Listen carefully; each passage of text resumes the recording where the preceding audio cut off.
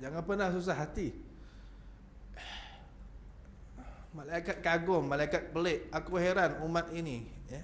Aku heran umat yang susah, sengsara sedangkan nabinya Muhammad sallallahu alaihi wasallam. Aku heran umat ini masuk neraka sedangkan nabinya Muhammad sallallahu alaihi wasallam. Macam mana kita boleh masuk neraka sedangkan nabi kita Muhammad sallallahu alaihi wasallam? Macam mana kita boleh sengsara? Macam mana kita boleh putus asa? Macam mana kita boleh frustasi? Macam mana kita boleh nak bunuh diri sedangkan nabinya Muhammad sallallahu alaihi wasallam? Kita tidak pernah akan dapat musibah sebesar wafatnya Nabi sallallahu alaihi wasallam. Selepas itu semua kecil, semua tak ada apa. Semua tak ada benda. Selepas kita didoakan oleh Nabi sallallahu alaihi wasallam,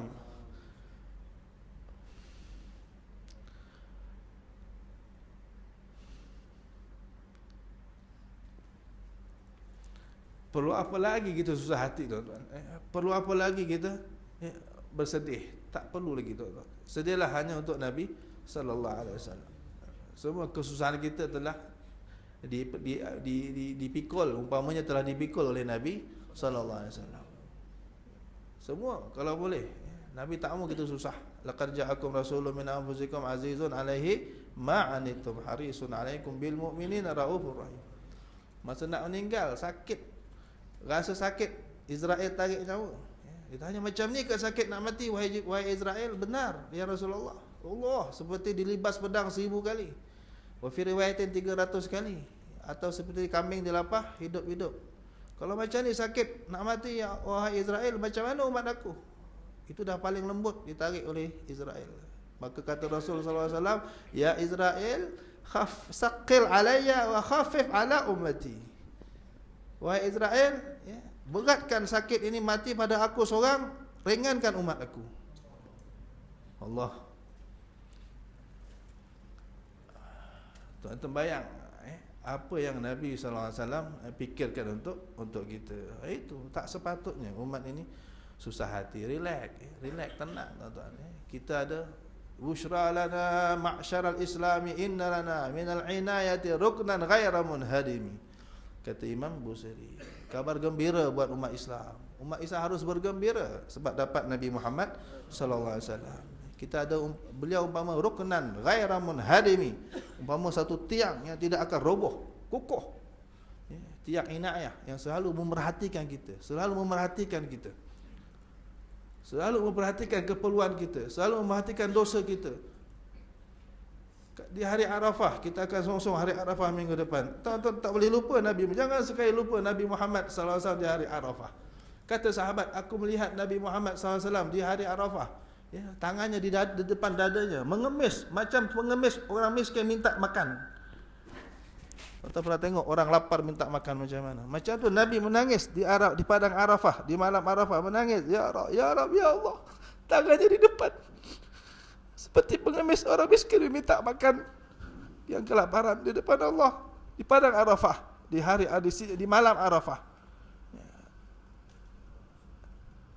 Di siang harinya Nabi senyum, ditanya oleh sahabat, kenapa? Apa yang kau minta ya Rasulullah di padang Arafah, di hari Arafah? Nabi SAW kata, aku minta Allah ampunkan semua dosa umatku yang pergi haji ni. Allah ampunkan semua dosa umatku, semua dosa dia yang pergi haji ni, yang berukuf di Arafah ni, Allah ampunkan semua dosa dia.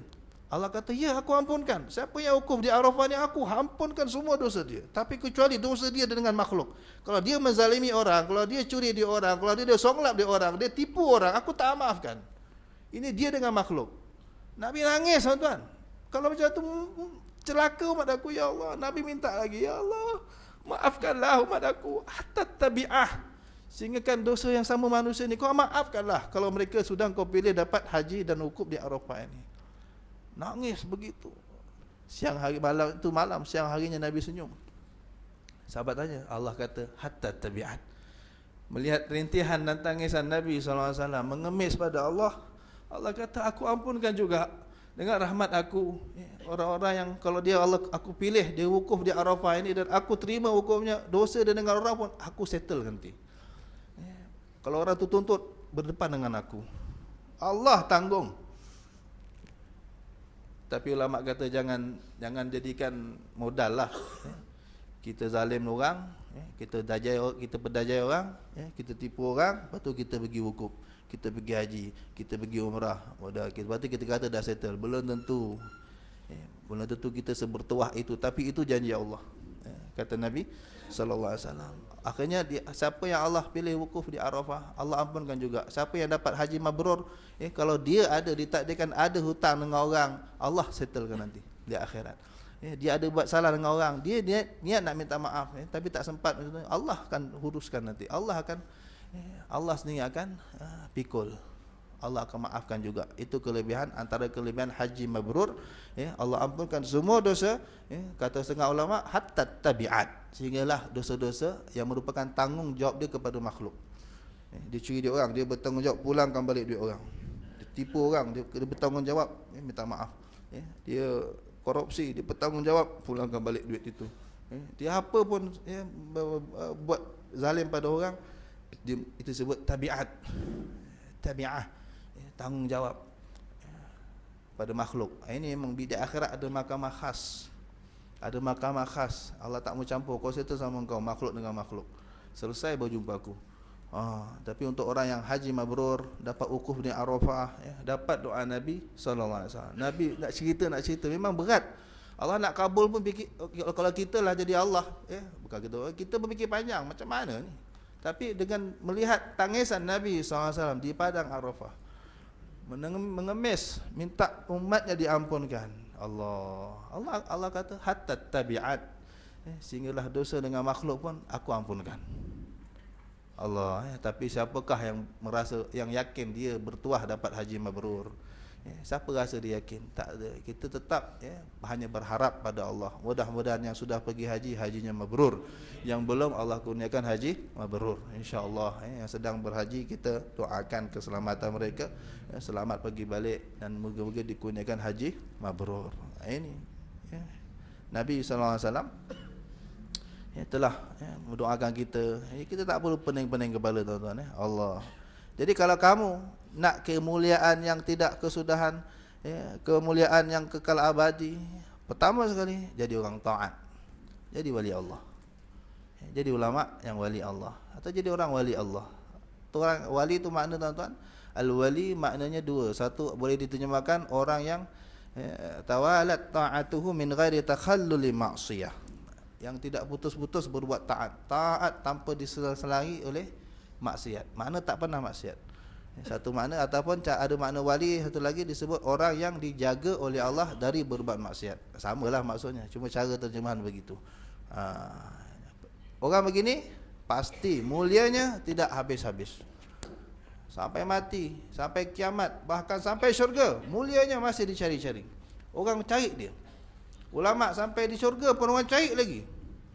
Ketika Allah kata tamanna alayya, wahai ahli syurga, minta apa saja kamu nak, maka orang-orang awam akan cari ustaz-ustaz mereka, murid-murid akan cari tok-tok guru mereka. Mereka tanya, nak minta apa tuan guru, nak minta apa tuan syekh, nak minta apa ya Sayyidi. Maka ulama akan begitu, minta tu, minta ni, minta tu, minta ni.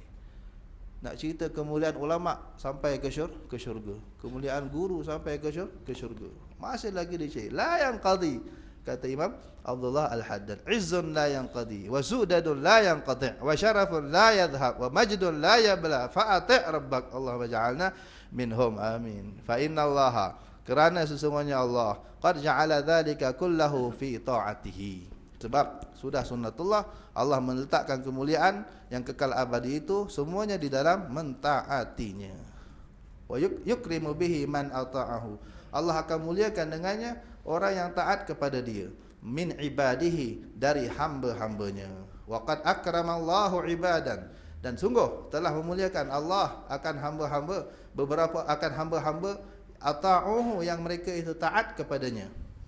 Faharrarahum min riqish syahwat, maka ketika Allah muliakan seorang hamba, Allah kurniakan kewalian kepada hamba itu, Allah bebaskan mereka daripada riqish syahwat, daripada apa? Belenggu syahwat. Jadi mereka jadi wali-wali ni tak ada syahwat. Mereka makan bukan macam kita makan. Kita makan sebab nafsu. Sedap. Kalau ayam habis. Kalau bini masak ikan kering tak habis. Wali-wali tak. Dia tak tengok tu semua. Dia makan kerana Allah, dia tak makan pun kerana Allah. Kita menikah sebab nafsu, syahwat, sebab cantik. Wali-wali tidak, tuan-tuan. Ya. Kata Syekh Abdul Aziz Dabbagh, wali-wali tengok perempuan macam tengok batu sama je. Faham? Ini pengalaman yang cerita wali sendiri. Kita menukil saja sebab kita belum jadi wali. Kita menukil dari siqah an siqah. Orang terpercaya yang lari yang terpercaya. Mereka kata Syekh Abdul Aziz Dabbagh radhiyallahu anhu, wali-wali perempuan tengok perempuan dengan tengok batu serupa. Emas dengan batu sama aja, tak heran. Tak tertarik pun. Dipanggil syahwatul arifin. Mereka berkahwin, beranak pinak atas kerana nafsu yang luar biasa. Sama macam Nabi Muhammad sallallahu alaihi wasallam. Itu sebab tak sama, tuan-tuan. Siapa kata nafsu Nabi sallallahu alaihi wasallam sama macam manusia biasa, ulama kata murtad. Waliyazubillah. Tak, lain. Ini Syekh Abdul Aziz Dabbagh kata, itu wali bagaimana Nabi, dia kata. Ini wali, satu orang wali saja melihat perempuan dengan batu serupa, tak ada apa pun. Tak terangsang pun. Allah jadi belenggu syahwat tak ada. Mereka tak ada makan kerana syahwat. Sehingga ada wali kata, aku boleh tahu makanan ini syubhat atau haram atau halal. Kenapa? Ketika aku melihat makanan itu, aku begitu bernafsu nak makan, aku tahu ini haram atau syubhat. Kalau tidak, ini halal. Sampai ada tahap begitu. Allah bebaskan mereka dari belenggu syahwat. Wa tahhara qulubahum, dan Allah sucikan hati-hati mereka min danasil iltifat ilal faniyat, daripada kekotoran suka menoleh kepada benda-benda yang akan binasa, bab dunia. Allah sucikan hati mereka dari kekotoran yang merupakan apa? Suka iltifat, suka menoleh kepada al-faniyat, benda-benda yang akan fana, benda-benda yang akan binasa, itu benda dunia. Kullu man 'alaiha fan wa yabqa wajhu rabbika dzul jalali wal ikram. Jauh dengan kita, tuan-tuan. Kita tengok kereta keluaran terbaru je, penuh showroom. Padahal Pro 2 je pun. Xia je pun. Penuh showroom. Sebab faniat. Padahal itu faniat. Ini faniat. Tapi bila buat kena korban, Allah 5 ekor je tahun ni. Padahal itulah kenderaan kita nak menyeberang di akhirat. Dhahayakum matayakum, kata Nabi sallallahu alaihi wasallam. Binatang-binatang korban kamu itulah kenderaan-kenderaan kamu. Tapi tak penuh. Tetap tiap-tiap raya korban sekilo je kita dapat. Ada kampung setengah kilo je satu rumah. Sebab tak ada barang. Orang tak nak. Ni pula lembu ke bawah dah mahal. Dah berapa ribu sekarang? Berapa Ustaz? 4,000. Sederhana. 4,000. Orang tak tertarik. Padahal ini baqiyat. Ini kekal. Yang kita sembelih ni jadi mataya, jadi kenderaan kita besok. Tapi tetap showroom kereta yang penuh. Walaupun tu kereta paling murah di Malaysia. Jauh kita dengan orang-orang ini.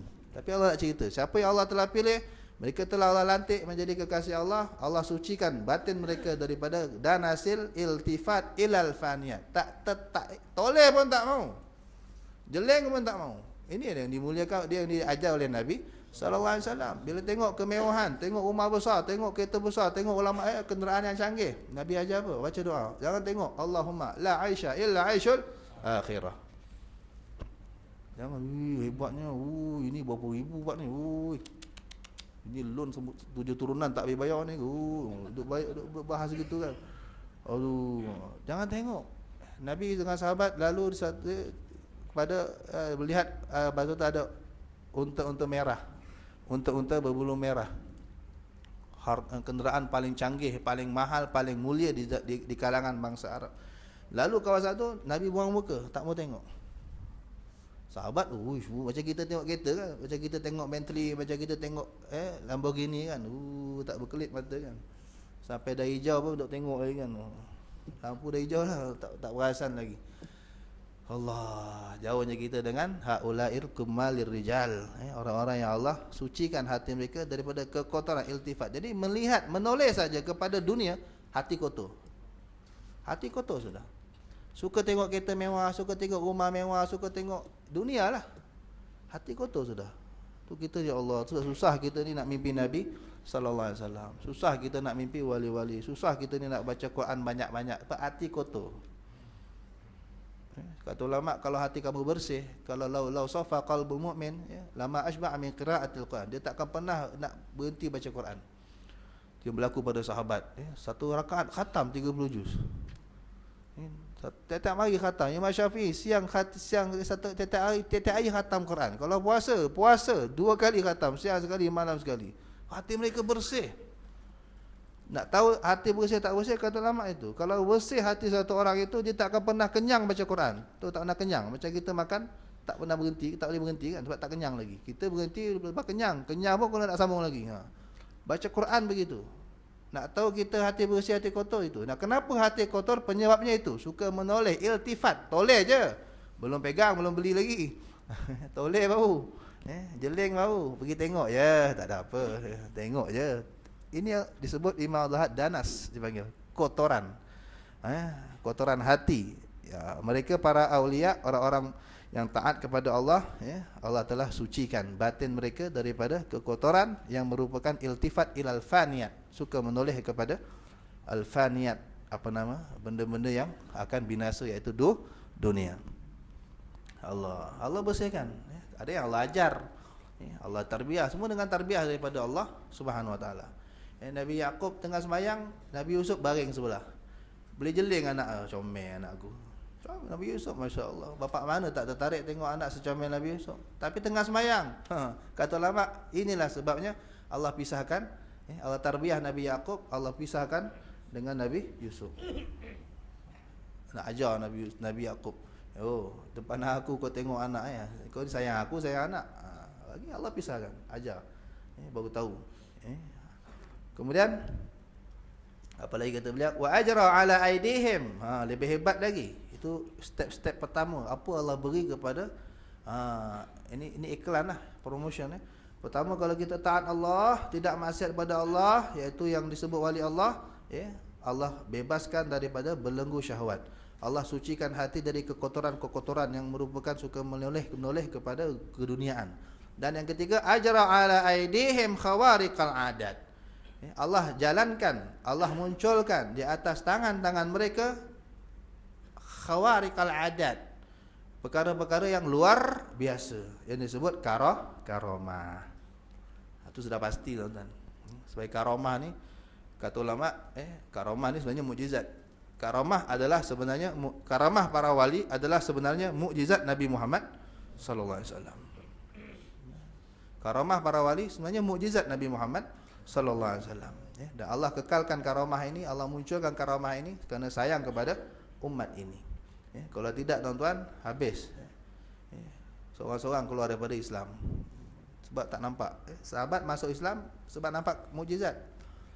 Bulan terbelah, pokok berjalan, binatang bercakap, apa lagi, macam-macam mukjizat Nabi sallallahu alaihi wasallam. Tapi bila Nabi dah tak ada tuan-tuan, orang akan masuk Islam. Dan orang banyak juga masuk saya kerana keramat para wali. Kekeramatan para wali. Di Jawa tu kalau tak ada wali songo yang penuh keramat, tak akan masuk Islam tuan-tuan. Sebab Jawa masa tu penuh dengan Hindu, yang penuh dengan sihir. Yang kata wali, penceramah-penceramah pun kalau masuk di setengah-setengah daerah, balik mati tuan-tuan, kena santau. Ini semua sebab patung. Maka balik muntah darah mati. Itu sebab kalau setakat ustaz-ustaz biasa nak pergi dakwah kat kawasan-kawasan yang keras-keras tu, minta maaf lah. Kita ajar, kita nasihatkan nak pergi sana, kau boleh buat wasiat dulu kan. Daerah tu memang keras. Macam-macam dengan sihir lah, ilmu sihir. Itu biasa. Allah selagi ada keramat, ada sihir ni Allah turunkan untuk jadi apa? Allah kata bila Harut Marut Allah turunkan untuk ajar sihir, dipesan apa? Innama nahnu fitnatun fala takfur. Kita orang ni cuma fitnah, ujian Allah. Jangan sampai korang kafir tau. Tapi ajar juga, Allah suruh ajar juga sihir kan. Tapi kami ni fitnah tau, ujian. Jangan sampai kamu kafir. Sebab siapa main sihir kafir sudah. Jadi ujian. Bila ada sihir, tak ada keramat, habis kita tuan-tuan. Jadi kita akan percaya sihir yang mengamal sihir itu betul. Sebab bila ada wali songo, masya-Allah, Islam boleh masuk dengan keramat-keramat yang luar biasa itu. Jadi orang bila tengok, orang percaya Sebab zaman dulu mukjizat fungsinya apa? Khabar hukmi.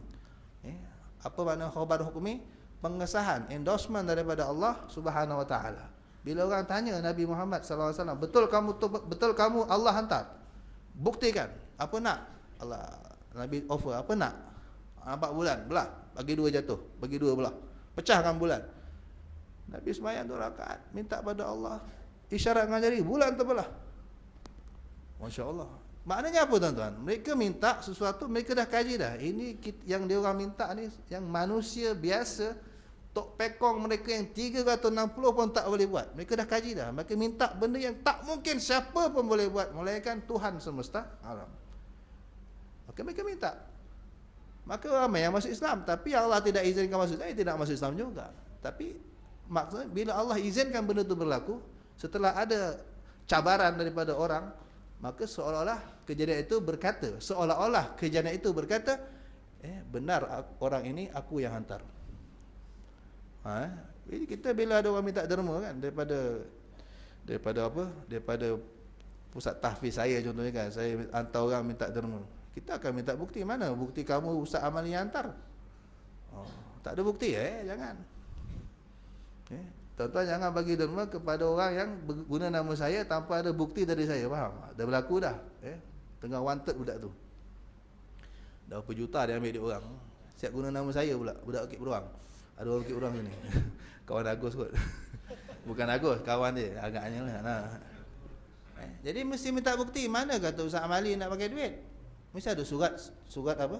Mesti ada pengesahan. Jadi bila Nabi kata aku ni Allah hantar kepada kamu nak selamatkan korang, mana bukti Allah hantar? Umpama begitu. Maka kalau tak derma mesti ada cop daripada saya kan. Mesti ada surat, letterhead dan ada cop daripada saya.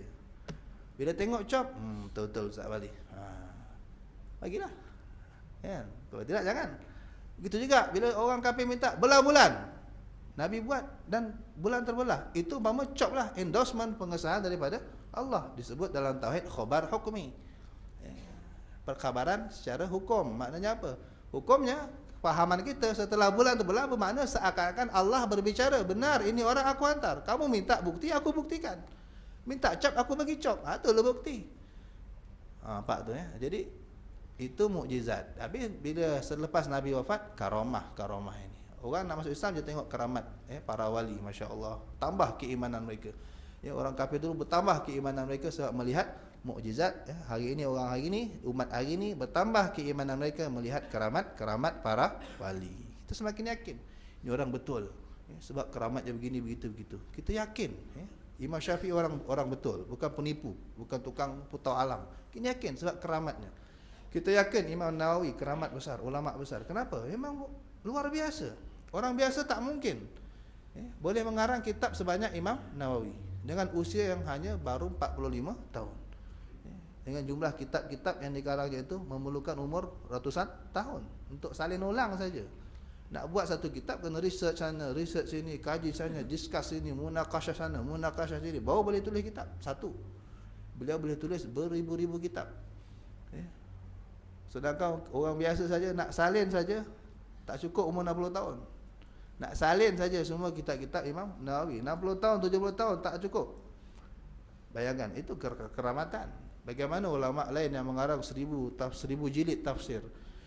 Imam Tabari katanya mengarang 1000 jilid tafsir. Cuma yang beredar baru 10 jilid. Tak ada orang nak cetak. Al-Hafiz Ibn Syahin juga mengarang tafsir 1000 jilid. Kitab hadis 600,000 jilid.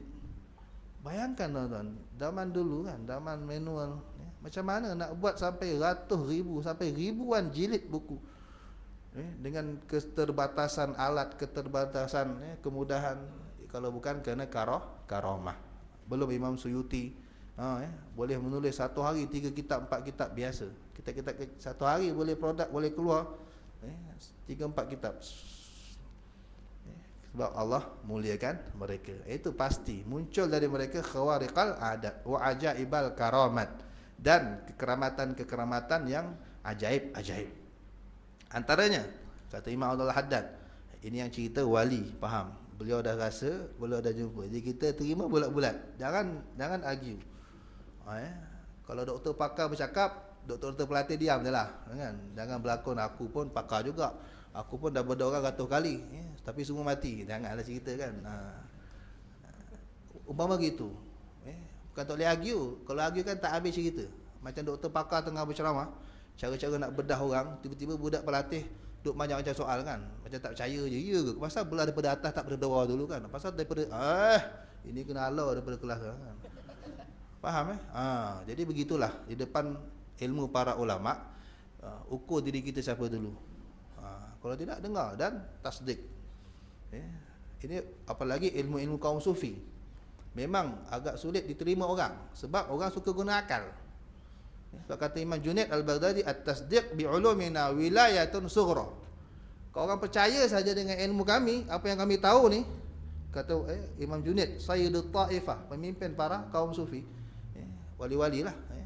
Kamu percaya saja, itu sudah dianggap kewalian kecil. Sudah wali kecil, faham?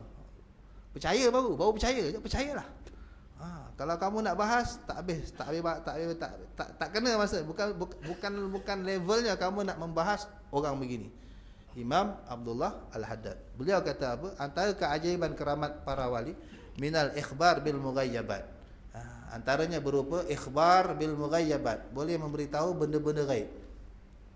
Ini ada orang tak percaya, ada orang tak percaya, dia tak ngarut. Sebab dia kata yang tahu gaib Allah sahaja, dia kata. Alimul ghaibi wasyahadah. Quran kata alimul ghaibi wasyahadah. Dia kata Allah aja tahu benda gaib. Makhluk takkan tahu benda gaib. Memanglah betul Allah sahaja tahu benda gaib, tapi kalau Allah nak bagi tahu kau apa hal? Allah sahaja tahu benda-benda gaib, tapi kalau Allah nak bagi tahu, apa aku kisah? Faham? Allah nak bagi tahu suka hati Allah lah. Allah begitu Nabi Muhammad SAW. Apa akan berlaku, apa yang telah berlaku, sejarah-sejarah silam, siapa yang tahu? Kaum Ad, kaum Samud, mana orang tahu? Fosil baru jumpa tahun ni, zaman-zaman ni fosil-fosil mereka. Zaman tu mana ada penggalian-penggalian. Orang tak tahu langsung, adalah dengar-dengar, tapi tak tahu detail. Nabi boleh cerita detail, siapa bagi tahu? Ini benda gaib, benda dah lepas, dan benda akan datang, benda akan jadi. Di hari terakhir Nabi sallallahu alaihi wasallam, Nabi berkhutbah daripada pagi sampai ke petang, beritahu, kata Sayyidina Abu Hurairah, baginda beritahu apa yang telah akan berlaku sampai hari kiamat, yang telah dan sedang dan akan berlaku sampai kiamat. Detail Nabi sebut, siapa yang akan bunuh cucunya, siapa yang akan bunuh Sayyidina Hasan, siapa yang akan bunuh Sayyidina Husain, siapa yang akan mencetus fitnah, siapa yang akan jadi dajjal, 30 dajjal. Dajjal pertama polan mempolan orang kampung sekian, dajjal kedua polan mempolan orang kampung sekian, dajjal ketiga polan mempolan orang kampung sekian. Detail sebut. Tapi tu ceramah panjang, siapa yang ingat? Hafizahu man hafiz wa nasiyahu man nasi, kata Sayyidina Abu Hurairah. Jadi batal lah teori itu yang mengatakan hanya Allah sahaja yang tahu dan mustahil makhluk tak tahu. Nah, kalau tidak, tak ada hadis-hadis tentang nubuat, ramalan-ramalan Rasulullah sallallahu alaihi wasallam. Antaranya tentang kiamat, akan datang nanti di akhir zaman, satu orang lelaki 40, 50 wanita nak berlindung dengan dia. Kenapa? Sebab banyaknya orang wanita di akhir zaman. 1 sampai 50, bayangkan. Kalau seorang lelaki kahwin 4 aja pun tak boleh balance lagi. Dia tetap seorang cukuplah. Alasan nak menyelamatkan orang perempuan tu, tak berlaku juga besok. Sebab dia akan pergi 150. 150. Sekarang 17 katanya. Sekarang population katanya 17. 1 lelaki 7 perempuan.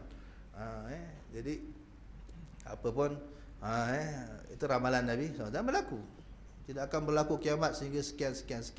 Ini ikhbar bil mughayyabat, memberitahu perkara-perkara gaib. Termasuk para wali, mereka banyak meramalkan perkara-perkara yang akan datang. Banyak tulisan para aulia yang menceritakan tentang perkara ini, tuan-tuan. Wa idraril barakat, apalagi dan apa tu, banyaknya keberkatan. Benda sikit jadi banyak. Benda sikit jadi banyak. Dulu berlaku mukjizat pada Nabi sallallahu alaihi wasallam. Sayyidina Jabir jemput kenduri. 3-4 orang je lah Nabi, sikit makan kan. Sekali Nabi SAW bawa semua ada, semua yang ada masa tu kan. Patut ada riwayat 1000 orang. Berlari Sayyidina Jabir. Waduh. Makan buat untuk 5-6 orang saja. 1 tulang lah kita katakan. 1 tulang, 2 tulang je. Sekali Nabi SAW bawa 1000 orang. Atau berapa ratus saya lupa. Tapi pokoknya ramai. Sayyidina Jabir tengok cabut lagi. Malu, takut malu tak boleh layan tetamu. Nanti orang datang tak ada makan. Maka Nabi SAW tanya, isteri Jabir, mana Jabir? Dah cabut lagi, nyorok ya Rasulullah. Malu tetamu datang tak ada apa nak bagi. Itu jemput tuan dengan orang dekat je, berapa orang, satu tulang, dua tulang je. Okey, mana dapur? Nabi SAW ditunjukkan dapur ni. Maka Nabi SAW buka piuk, didoakan berkah. Okey, kata pesan pada isteri Jabir, Sayyidina Jabir, cedok jangan tengok. Serve aja, cedok serve, jalan tulang, cedok jalan. Jangan tengok. Cedok, dulang dalam. Cedok, dulang dalam. Cedok, dulang jalan. Semua cukup makan. Sekali dah habis, buka tengok. Dia pun pelik bila dah semua nak makan, tak puas hati kan. Macam mana aku masak sikit tak habis-habis. Buka tengok, dia cedok, habis. Hilang keberkatan. Nak cerita. Itu dulu mukjizat Nabi SAW. Daripada hadis itu juga ada hukum yang ulama kata, kalau kita jemput orang datang, kita boleh ajak kawan. Tapi dengan si izin tuan rumah. Sebab Nabi ajak kawan. Nabi yang ni tak dijemput ni. Yang 1000 orang atau 600 orang, siapa jemput? Saya Jabir jemput Nabi sama-sama dengan beberapa orang. Tapi Nabi sendiri kata dengan inisiatif, kesian member pun tak makan juga. Maka kata ulama, kalau orang kahwin contohnya yang kita dapat kad, kebetulan masa kita dapat kad kahwin tu, kedua kahwin tu ada tetamu datang rumah kita daripada Kuala Lumpur, 2 kereta. Kita pun tak masak sebab nak pergi orang kahwin. Habis tetamu kita tak makan. Jom lah ikut aku nak pergi orang kahwin ni, jom 2 kereta. Bawa 2 kereta tu pergi rumah orang kahwin, tapi izin dulu dengan tuan rumah. Bro, ni ada 2 kereta dari Kuala Lumpur. Tak makan lagi ni. Agak-agak cukup tak? Alamak, aku catering lu, dah bajet kepala. Kalau dia kata catering, makna dah bajet kepala kan? Memang tak cukup. Okeylah, tak apa. Saya ajak pergi pergi kedai je lah. Kedai Agus ada, tak apa. Kalau dia kata, tak ada, kita masak banyak ni, siapa nak makan, kata, apa? Bismillah. Dari istinbat dari hadis itu, boleh ajak orang yang tak dijemput sebenarnya ke rumah yang mengundang, asalkan dengan izin. Nabi nak minta izin, tapi Sayyidina Jabir dah cabut lagi dulu kan. Kita macam gitu. Itu perintah, itu amalan, itu perbuatan Rasul sallallahu alaihi wasallam. Itu idrarul barakat. Benda tak habis-habis. Banyak berlaku kepada para wali.